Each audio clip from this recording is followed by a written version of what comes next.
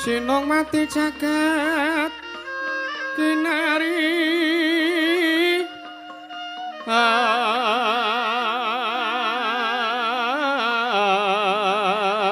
among mbak lumembak ombak ing samudra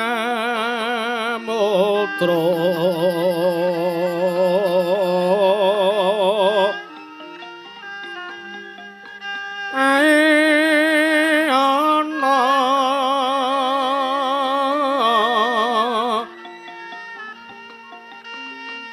ae ana bali lumut ambrek kanggeng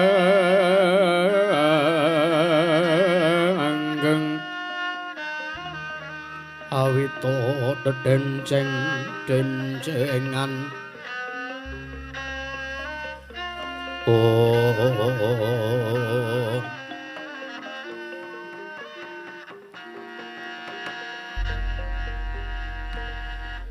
ya jagat pangestung para wayah Bathara jagat teka elok kahanane Werkudara barep kakangku apa durung nganti purna nggonipun Kakang lan Kaka Prabu sak pejagong teka iki ingkang dirasani prapta wah ora pangling Bagong sing munggah ning pasewakan negara Ngamarta barep kakangku iya Werkudara dangunen mbok menapa pancen Bagong dadi duta saka ngersaning dipol kakangku ya Semar kakangku ing Karangkadempel ya iya Werkudara lungguhna sing kepenak ya kowe wis ora kurang prayoga ora mengkata dhisik ana kawan Bagong sak sowanmu ning Praja Negara Ngamarta aso kang dadi napas asat kang dadi riwi padha kanthi raharja lan slamet panaptamu ya sowanmu ning Praja Negara Ngamarta Panakawan Bagong nun kece-kece wali kece sadat setan wali kopir nun amit pasang kali mantabe tinebena ngilodune dumawahing tawang-tawang linepatna ing tolak manuk nun wonten pangandika dawuh paduka sinuwun Prabu Dubreksa ing Ngamarta inggih sinuwun Prabu Darmakusuma inggih sinuwun Prabu Puntadewa kok sinuwun Prabu Dubreksa Dubreksa niku napa ta Dubreksa ki buta wah nggih senes karep kula ajeng nyebut gelar ngaten kaya ngerti ku nek Dubreksa niku gelar Ratu Ngamarta sing ping pira ngoten. Sinuwun Prabu Darmakusuma inggih sinuwun Prabu Sang Nata Guna Talikrama. Iya Bagong nggih. Pareng amiji dhateng pisanipun keng abdipun Panakawan Bagong sinuwun. Sowan kula wonten negari Ngamarta tebih saking rubeda mboten manggalangan setunggal menapa tansah pinayunganing kawidatan ring sambikala. Sowan kula manggih Baskusi. Apa Baskusi? Baskusi. Slamet Basuki. Wah nggih niku. Oh Basuki to? Iya. Nggih, pokoke niku.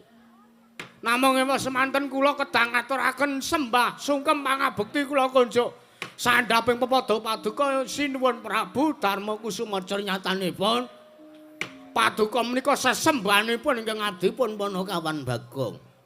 Iya Bagong tak tampa pangestuning nata Ngamarta tampanana nggih sampun sanget anggen kawula pundi ndadosaken jimat paripe ndayanana ing kasantosan sinuwun prayogakna nggonmu lungguh. Nggih, sampun mboten kirang prayoga maneh kok kula dereng entuk wedang niki. Rak ya mengko meneh, dila meneh rak ya entuk bagian. Nggih. Mbok kula diabake teng panitia, Ndara. Ya aneh-aneh ora. Bagong padha slamet sowanmu. Pangestunipun Ndara Werkudara wilujeng bekti kula kunjuk Ndara. Tatampa pangestuning Werkudara Tampanana nggih. Sampun sanget anggen kula pundi? Prayogatna sowanmu. Sampun boten kirang prayogi. Bagong padha kanthi raja sowanmu Panakawan. Lho. Sinuwun Ndarawati niki. Iya. Nggih, pamujinipun sinuwun.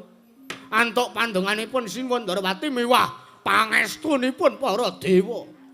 Ingkang dadosaken sarana Bagong saged raja sawantara negaring Amarta nggih. Wilujeng bekti kula kunjuk sinuwun Ndarawati. Ya Panakawan Bagong tak tampa rat pangestuku Tampanana. Nanging nggih sampun sanget anggen kawula pundi dados jiman. Aja sok nirokke karo ngendikane Bendara ta kowe iki ora. Lah pripun boten nirokke pripun wong kula nek midhangetke ngendikane para pepundhan, para bendara Pandhawa wonten negaring Amarta niku seneng ati kula. Lire napa? Pandhawa niki pun sewu satra sing ateten ati suci pepayung budi rahayu satria ingkang pinayungan dening Gusti. Iya. Dadi para Pandhawa niki niku mboten adoh karo Gustine. Cara wayange niku simpingan sing tengah. Mboten sing pinggir dhewe sing kan buta nika. Merga wong nek adoh saka kersane Gusti kuwi gampang diuthik-uthik karo gegodha. Cara dene wayang simpingane niku nek buta teng pinggir dhewe kala mangsane sok nggo uthak-uthik bocil-bocil niku. Iya nggih. Mula kala kula nirake niku ampun lara ati. Merga kula tresna kalih sampeyan, kula nggih tresna kalih para Pandhawa. Kaya sinuwun Puntadewa niku nek ngendika luruh alus. Nek ndangu Bagong ming Bagong padha raja sak sowanmu Bagong. Bagong wedange diombe. Ngoten niku. Iya, sik niku enten wong manasi sedan nika sekedhap. Ngono kok diurusi lho iki ora. Ndara Werkudara nek ngendika nggih ngaten. Wah. Antep le marem. Gandem. Sound system. Menenten ciri khase dhewe-dhewe Ndara Janaka nek ngendika nggih kepenek dirungokke. Jan Bagong. Kula nirake ra iso sinuwun. Ya wis prayogakna sowanmu. Sampun mboten kirang sekeca. Bagong padha kanthi slamet sowanmu Panakawan. Ngandel ora kepenak to dimidhangetke. Iya. Mula ya bojone ora sebae niku. Aku kula karepe arep nitiru-tiru Ndara Janaka. Kula niku karepe kula nek ndek bojo siji rak kurang bersyukur ta sinuwun. Apa ya nggih? Karep kula niku ajeng arah paling ora ping 3 lah. Nek ora iso 3 pisan ya ping 3 niku pun lega kula. Lah swara kula luruhke kaya Ndara Janaka ngoten niku kuwi malah wong wedok kula sing kula ceraki niku mah do minggat kabeh. Sajak gila kalih kula. Kok ya aneh-aneh lho ora iki ora. Bagong, pripun Ndara Janaka? Wajan kepenak tenan nek ndangu. Kowe kok arep tiru-tiru aku. Kowe iki melu aku seprana seprene mbok yo. Pila boro njaluk aji pengasihan. Pun kula tamake. Aji lembu sekilan to? Dudu. Lho lha napa?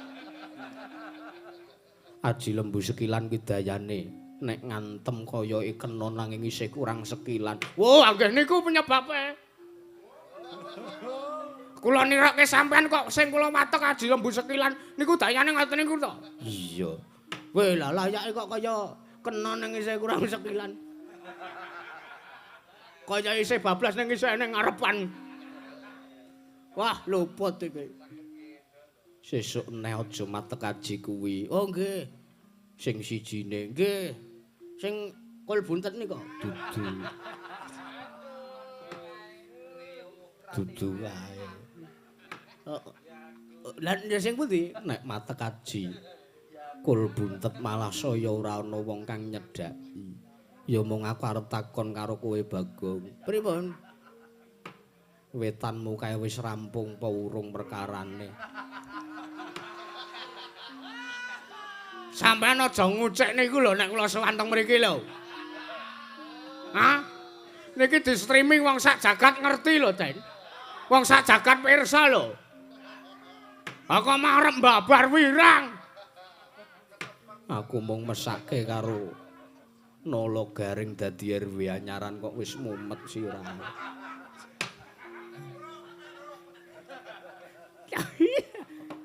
Aku ki seneng kok nek ngrepotke wong tuwa kuwi aku seneng.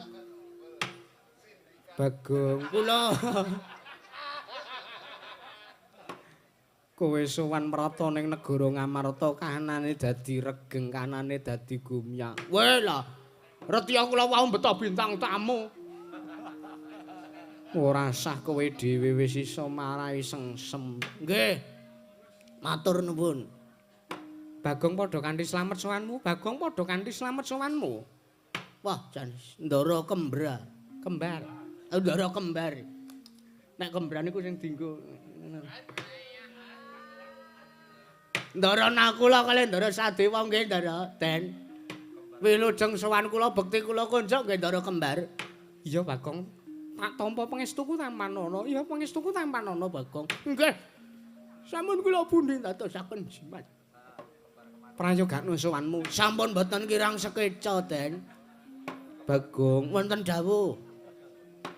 Gawe kaget Yasing Sunana wigati apa sowan menyang para Janagara Ngamarta. Napa kula pun dipun keparengaken matur sinuwun.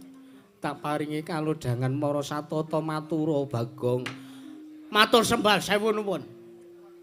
Langkung rumiyin kula ngaturaken salam taklim dhateng sedaya ingkang sami lenggah wonten Datulya Praja Negari Ngamarta. Ama Bakdu. Nganggo ama Bakdu bareng. Lajeng kula ngaturaken tebah Siti Sekul binunteling Ron Kelapa. Apurenta mbok bilih wonten lepatipun ingkang abdi pun Panakawan Bagong ngen kula badhe munjatur wonten ngersanipun Sinuwun Prabu Darma Kusuma. Inggih Gusti kula Ngamarta Sinuwun Prabu Puntadewa. Iya ora dadi ngapa Bagong, matur nuwun. Salajengipun nuhuni menapa ingkang dados pangandikanipun Sinuwun Prabu Ngamarta. Bilih samangke kula pun dangu napa ingkang dados wigatosipun Bagong sowan. Mboten saking wikajenganipun ingkang abdi pun Bagong piyambak, mboten enten kepinginan lan mboten enten gegayuhan saking kula piyambak kula ajeng sowan teng negara Ngamarta. Sebab Bagong niki ngrumangsani nek Bagong niki mung wong loro saudan telu saurupan. Kula niku ngrumangsani nek kula niku mung abdi. Apa abdi? Ngangge kol-kolah abdi. Abdi kinasih kula namung Panakawan derajat kula menika namung tiyang aceplek.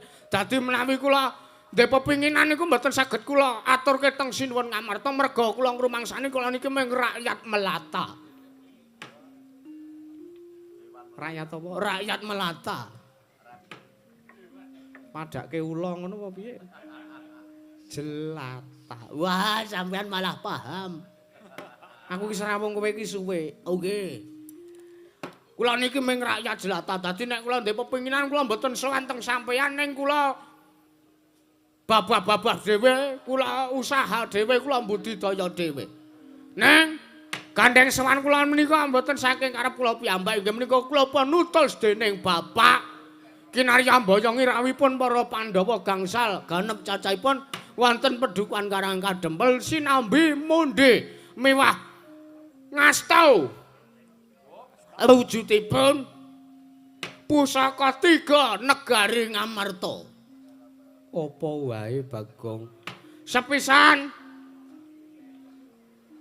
tombak baru klinthing. Nek ora ngerti ki takon. Napa ya? Kula lali wae diomongi bapak ning kula lalos. Tombak kara welang. Nah, tombak dong kara dong suruh. Ayo kanca padha nguyuh. Tombak kara welang, tombak kara welang. Angka kalih Pandhawa Kedambayang miwah ngasta wujudipun pusaka ingkang angka kalih inggih menika ingkang winastan payung motha. Mak jendrit ngono. Lolo-lolo bah. Payung napa sampean iki ngelingke kula, tugase ngelingke kula. Payung Tunggul Naga. Nah, payung Tunggul Naga kalengkeng ingkang pungkasan pusaka ngamarta ingkang winastan pustaka Jamrut. Rakit kita kahulu. Jamus. Napa? Jamus. Mboten Jamrut. Ora. Oh nggih. Jamrut niku selirane Bapak Semar tahun 80-an. Jamus nyang jimat Kalimasada menika kedah pun boyong rawuh wonten negari Ngamarta sareng kalian para wonten ing Padukan Karangkandempel sareng kalian para Pandhawa. Wondene menapa ingkang dados gatine sedyanipun Bapak kok nyuwun kados mekaten kalian para Pandhawa menika awit Bapak menika nggadahi gegayuhan. Bapak Semar menika nggadahi cita-cita utawi wonten ingkang pun gaya menika Bapak badhe membangun kajangan. Pramila wale-wale menapa sowan kula menika namung badhe ngebon-bon ingkang cecawas wonten para Pandhawa katuran rawuh wonten ing Karangkandempel nuwuni menapa ingkang dados pepinginanipun Bapak anggenipun badhe mbangun kayangan. Wondene jlentrehipun menapa Bapak badhe mbangun kayangan inggih menika tak bukan dan tak lain anggenipun Semar badhe mbangun kayangan menika sing dipun bangun menika senes kok papan sing magrong-magrong. Jenyatanipun Bapak Semar sampun paring dawuh, Bagong, kowe sowana ning Ngamarta omongno nek aku arep mbangun kayangan. Bapak paring dawuh. Sing dibangun niku ora kok laire para kawula negara Ngamarta. Sing dibangun ora kok papan sing magrong-magrong pindhane kaya ning kayangan nembane urip ning Suralaya babar pisan ora. Nanging sing arep dibangun dening bapak niku batin moral PMP. Waduh. PMP iki apa? Pendidikan Moral Pancasila. Niku sing ajeng dibangun kalih bapak. Merga nuwun sewu. Teng negara Ngamarta niku akhir-akhir iki. Akhir-akhir iki apa? Waduh. Lali aku. Wayang tak campuri bahasa Indonesia.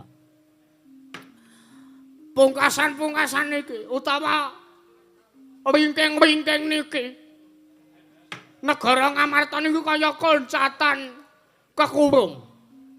Tegese negara Ngamarta niku kaya-kaya kelangan enggak. Sebab sing ditekani kawula Ngamarta niku senes papan-papan manembah. Ngoten. Bapak niku pun bolak-bali bangun masjid, mboten disowani, mboten digunakake srana ngibadah manembahipun para kawula sanegara Ngamarta. Ning sing ditekani napa? Kaya tau. Ratu Tawon. Terus sing pinggir ring road nika. Cerak terminal. Niku sing ditekani kawula masyarakat negari Ngamarta. Niku ajeng dirubah kalih bapak niku ajeng dibenake kalih Semar. Dadi sing dimaksud Semar bangun kayangan niku ampun ngantos enten sing nganggep nek Semar arep ngembari panguasane dewa sing mapan teng kayangan inggih menika pun Bathara. Sapa ya? Nek ora ngerti takon, sapa dewa kayangan? Bathara Paya. Lho. Bathara Paya Dewaning wektu. Bathara Kala. Wo, nggih. Sena sing teng kayangan Suralaya lho. Bathara Guru. Nah, mboten kok bapak ajeng ngembari panguwasipun Bathara Guru babar sari, Babar pisan. babar pisan mboten. Babar pisan bapak mboten ajeng ngembari panguwasipun Bathara Guru. Sing dibangun niku negara Ngamarta, ora kok kayangan papane para dewa Tridasa Watana niku babar pisan mboten. Neng bapak nganggo tembung bangun kayangan menika mung nyilih tembung merga kayangan niku papan sing gemari Pahloh Jinawi Kartatata Turtara Harja. Merga nuwun sewu. Bapak niku dedikasine estu gedhe lho. Kalian para Pandhawa. Cobi sampean kemutan apa mboten? Kemutan labuhane Bapak Semar apa mboten? Iya aku kelingan Bagong. Wiwit para Pandhawa isih lare, Kakang Semar wis momong. Nggih. Wiwit para Pandhawa kuncung Kakang Semar wis momong nganti para Pandhawa mukti ngawibawa. Nyakramati mbau dendha ning negara Ngamarta Kakang Semar ya bapakmu. tansah punten marang lakune lan uripe para Pandhawa. Nggih. Niki maneh-maneh nganti Semar le arep bangun kayangan kok ora kasil. Ming mergo enek seklimah utawa salah sijine wong sing ora sarujuk. Apa kowe ngerti, Bagong? Lho mbok menawi lho menika mbok menawi. Mergo wong duwe gegayuhan mesti niku enten sing ora seneng. Siji loro sithik akeh niku mesti enten wong sing ora sarujuk. Neng gandeng eleke Semar karo apike Semar niku akeh eleke Semar. Akeh apike Semar. Mesti kathah. Mesti langkung diboti wong-wong sing do sarujuk bangane wong sing ora sarujuk mergo akeh wong sing do seneng akeh sing do sarujuk karo apa sing digayu Semar. Iya nggih. Bapak niku dadi kasihnya luar biasa kalih para Pandhawa. Kemetan mboten. Nalika sampean tesih cilik dipiloro karo para Sata Kurawa. Sampean mapan teng pertapan Wukir Tawu niku nek mboten saking labuhane bapak sampean disuwanke ngersane Penemban Wiyasa. Sampean mung sengsara urip teng negara Ngastina. Akhire sampean mapan teng Wukir Tawu, teng Saptawarga, nderek kengeyang-eyang Wiyasa, sampean urip saentene teng mriku, mangan ming tiwul. Kala mangsa kepepet tiwule glepung entek ora iso ngindel ya medhol tela. Sing ngancani bapak. Iya, kala mangsa telane entek urung ditandur melih. Kula kalih Ndara Werkudara mancing teng kali. Niku kuwi lelabuhan sing luar biasa lho sinuwun saking para Panakawan. Lah mila saking meniki lelabuhane bapak sing kaya ngoten niku kedah dipun aturi panuwun. Para Pandhawa menika pantes-pantese ra ya duweni rasa tepa slira. Nuwun sewu lho niku mboten kok maksud kula mejang mboten lho. Mengke kula matur ngoten niku terus sampean mestani nek kula mejang sampean mboten. Kula niki RT soalé. Mboten Sambung rapete apa ora kok? sampean niku kedah netepi darmaning Kanalindran. Mergo sampean Nalindra, Ndara Werkudara kedah netepi darmaning satriya. Mergo rayi-rayi dalem paduka menika sami satriya. Mereka kedah netepi jiwa kasatriyan lan paduka kedah netepi jiwa Kanalindran. Kayata duwe rasa tepa slira. Mergo sampean menika dipun labuhi dening bapak. Lah pengangkahe bapak napa? Nek sampean rawuh teng karek kadempel nyekseni sing dadi kayane bapak arep bangun kayangan. Saya mukti ngawi bawa kuncara Jayeng Bawana, Dodeng Samaladeng Gegedung Samaladeng sampean limatung nalintur teng negari Ngamarta. Ngoten menika. Mergo nggih enten ngatur sing diaturke bapak kedah kula sampaikan teng sampean. Kawula niku ora butuh dinehi brana picis. Ya umpama dinahi apik, nek ora dinahi ya cetha mboten apik. Ngaten. Kawula niku ora pati-pati butuh diparingi ragancing akeh karo negara Ngamarta. Ning kawula niku mung butuh dicaketi kahanane, mung butuh dicaketi atine para kawula. Kawula mung pengen ditresnani. Pahitane wong urip niku mung tresna, siji tresna. Ping pindhone nek wis tresna niku nek arep njaluk redana menapa-menapa niku para kawula mboten ewet lan mboten perkewet. Awit pun tresna riyin. Iya. Nggih. Ning nek Nalendra utawi pemimpine mawon mboten tau kok nyaketi karo kanane para kawula kuwi terus piye carane lek arep tresna. Merga pemimpin menika kedah netepi hukum sama beda dana denda. Menika kedah pun tetepi. Dadi kawatirane para kawula menika kedah pun caketi, kawula kedah pun tresnani, kawula kedah pun welasi, kawula kedah pun nasihi. Niki berlaku untuk sedaya pemimpin. Mboten ngomongaken Nalendra, dukuh, lurah, RT, RW, camat, Pak Pati, Bupati. Menika kedah ginakaken pawugeran menika. Jernyatanipun wonten tetembungan. Tak kenal maka tak sayang.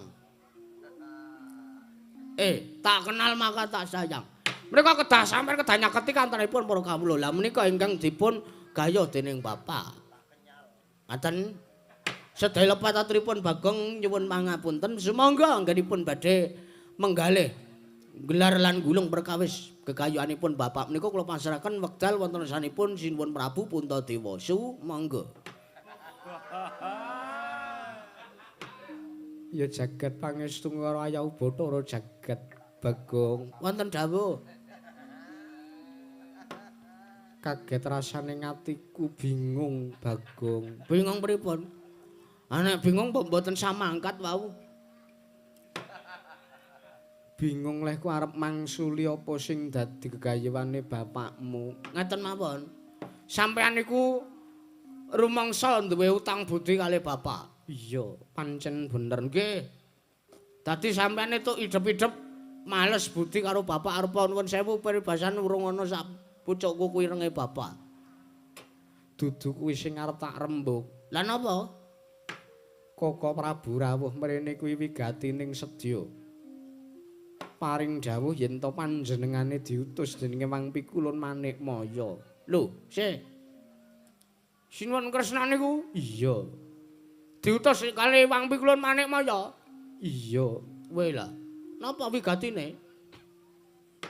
Nyuwun palilah ngersani para Pandhawa gandeng Kakang Semar kuwi pamonging para Pandhawa. Kamangka Kakang Semar duwe gegayuhan arep mbangun kayangan. Koko Prabu nyuwun palilah gegayuhane bapakmu arep diwurungake merga nampa dawuh Wang Pikulun Manikmaya Bagong. Weh lah. Lah weh. Mengke riyen sing ngendika kaya ngaten niku Koko Prabu Kresna. Sik. Sinuwun Kresna niku kedahe prayitna lho. Sinuwun Kresna niku kedahe titis lho. Merga napa? Sinuwun Darawati nggih Nalendra Dwaraka menika Nalendra ngatitisan Sanghyang Bathara Wisnu nggih Sanghyang Bathara Suman. Niku dewa sing tukang ngandum kabaganan, dewa sing tukang ngandum katentreman. Lah ning kenang apa, Pak? Wah. Seru salah. Kenang apa, Kak? Sinuwun Kresna kok dadi ndek pambegan sing kaya ngaten niku?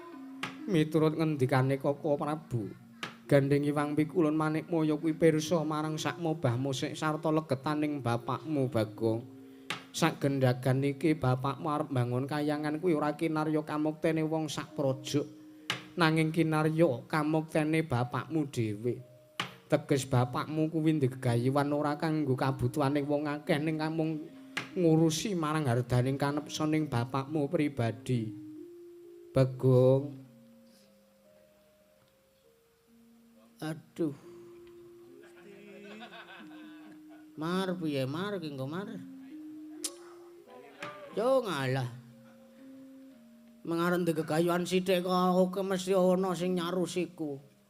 Ning nuwun sewu, kula rak pun jlentrehke to sinuwun. Iya. Bapak arep bangun kayangan niku ora kok kayangan papane para dewa niku mboten. Ning nuwun sewu kula tak takon. Takon apa? Bathara Guru utusan ngoten niku dasare napa? Merga Wang Pikulun Manikmaya uga rumangsa dikembari panguwasane. Ning atase mung sak Kakang Nayantaka kok arep mbangun kayangan, kamangka kayangan ki papaning para dewa. Ah, saya ora rebes to niku nek ngoten iki carane. Nggih, mboten napa-napa. Kula tampi. Ning nuwun sewu. Kula ora arep nesu, kula ora arep duka. Kula ora arep kumriwis pucake krawis mboten. Sinabeta mring sak gedeng pret mboten. Ning kula mung ngajeng rembukan kalih Sinuwun Kresna pikantuk napa mboten? Koko Prabu, kula wonten dawuh Yayi. Panakawan Bagong kepingin sak pirembagan kelawan Maduka. Keparengaken menapa mboten? Lilanana kula majeng nggih nyosowan kasumanggaken Koko Prabu.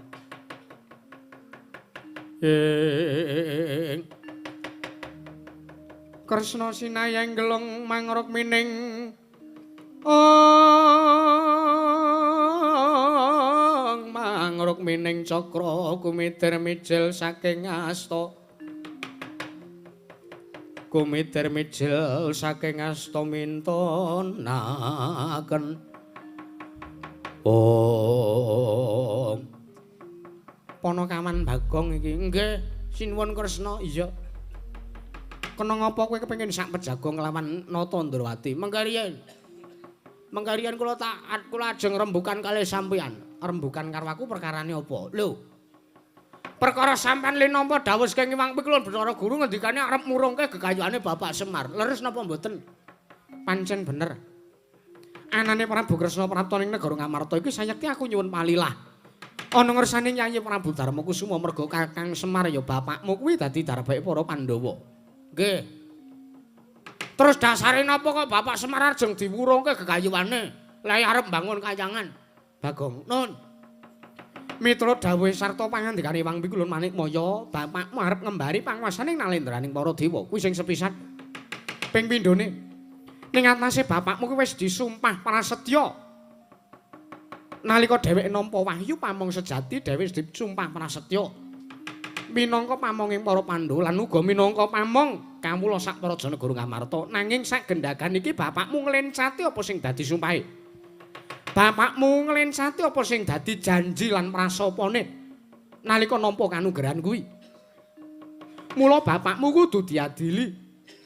Malah gandeng sadurunge para Pandhawa prapta ning Karang Kadempel, ngelingke marang Kakang Semar Badranaya gandeng kepasang yoja katujing inu, kowe prapta mrene Bagong aku tak omong karo kowe. Aku tak dawuh karo kowe aturna ngersaning bapakmu, ya Kakang Nayantaka, ya Kakang Semar Badranaya kon murungke gegayuhane. Mumpung Nata Ndrawati keng minangka pujanggane para Pandhawa isih duweni rasa welas lan isih duweni rasa asih ana ngersaning Kakang Nayantaka. Mula bapakmu kon murungke gegayuhane tinimbang mengko aku ngruda paripeksa karo bapakmu lho Bagong. Majeng Sitigung Sititanaya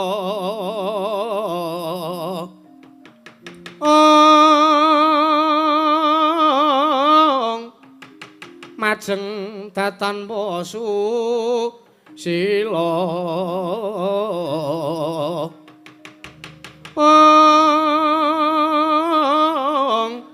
mijil dukanira sanga Bagong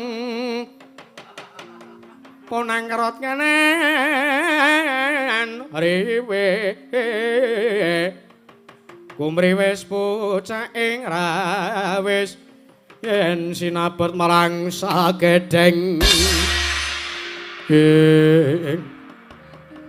oh sidake mangke riyen piye wah jan karep kula jan kula ora arep nesu merga kula ngrumangsani kula niku wis ora wayahe egois kula ngrumangsani kula niku umur kula wis tuwa urip kula niku wis mangabad-abad cobi petung mawon ke jaman Prabu Rama Wijaya kusumaning ati mung sawiji Sinuwun Prabu Kusuma Wijaya Rama Wijaya ing Pancawati kula ampun urip kula ampun enten nganti saniki ndereke para Pandhawa Bagong ndelala diparingi umur panjang lan nuwun sewu lha kok nembe sepisan iki kula midhanget pangandikan sing sajak nyelekit nang ati aturku sing endi sing nyelekit ning atimu lho niku lho mumpung Prabu Kresna isih ndek rasa welas asih karo Semar Semar kon murungke gegayuhane lek arep bangun kayangan sinuwun nuwun sewu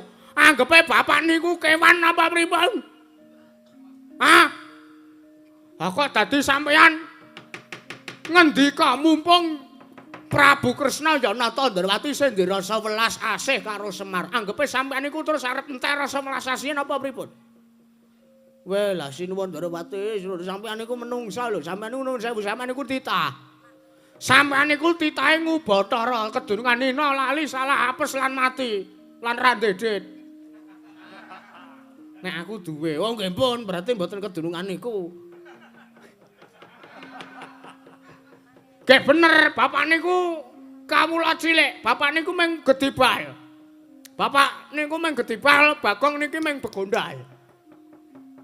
Neng nuwun sewu, mbok ya saurarane sampean niku karo bapak ngajeni, Den. Mergo nuwun sewu, bapak niku luwih tuwa lho mangane kowe. Lho ora basa. Wis basa gelut ora gelut. Tak niati ngamuk sisan kok. Karep kula sowan niku telung dina telung bengi niku latihan basa Jawa lho. Mergo kula isane basa Prancis. Kula arep sowan teng Ngamarta niku latihan basa Jawa sing tarik-tarik sing jangkep krama inggil. Ane entuk kan mriki kok malah weh lah gak kajen aku lah. Arep nemoni lelakon apa kowe Prabu Kresna? Lho. Malah sajak kowe wani nantang kalawan Nata Ndrawati. Wah, alah, biyen wani saiki wani kok ora.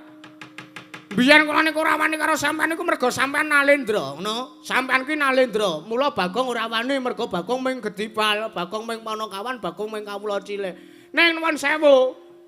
Gandeng sampean wis adu arep karo Bagong mangko sampean natoni adine Bagong. Lara ati kula mergo sampean natoni ati kula. Ngarani nek bapak. Kan murang ke gegayane mumpung senjer asa welasase. Anggepe Semari kewan ngono apa piye? Semari lara tak keroki. Sikile tugel tak lemge. Aku ora dirudha paripeksa. Nek ngono tak pesekke kowe wani marang Rata Ndrawati. Weh lah, rupa wani jembar wani kok ora. Anggepe apa? Paitane Semar niku bener, mergo gayane bapak niku apik lho. Gegayane Semar ki apik lho, sampean aja gebyahuyah lho. Dumeh tembunge bangun kayangan wae kok dadi sampean gebyahuyah karene Semar arep ngembari panguasane Bathara Guru. Weh, lah mboten ngoten niku carane.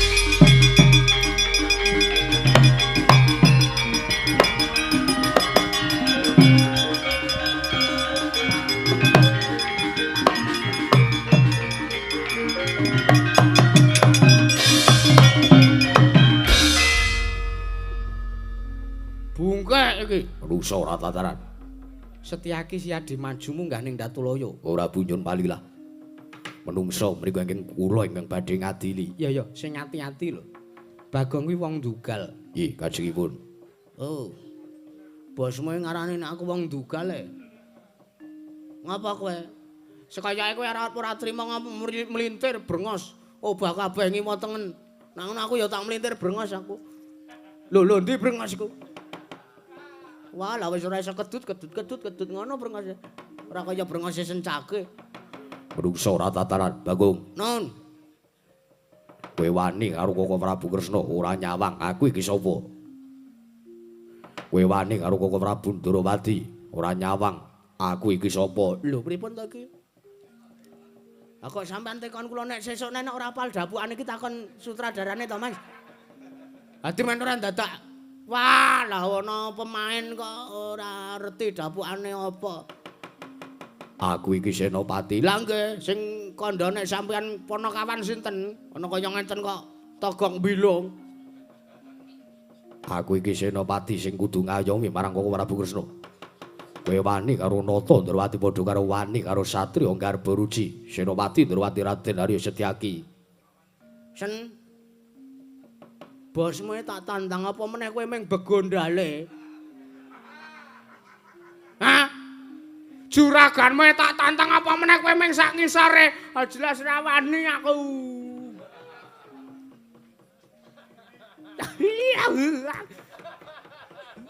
Malah guyu iki ngopo? Aku lho musuh bungkek niki kaya musuh anak kula e. Dedeke cendhek banget ora. Menungso ora tataran yen ngono kowe wani karo Setyaki. Weh lah, biyen wani saiki wani, Mas. Anggepe apa? Ning nuwun sewu janjane gandeng niate Bagong ki ora arep golek desan lho, Den. Niat kula teng mriki niku mung arep golek perdamaian. Wandene kasowan kula ditampi kanthi mboten nengsemaken manah. Nggih, nuwun sewu. Kula tantang medal jawab Raden Setyaki.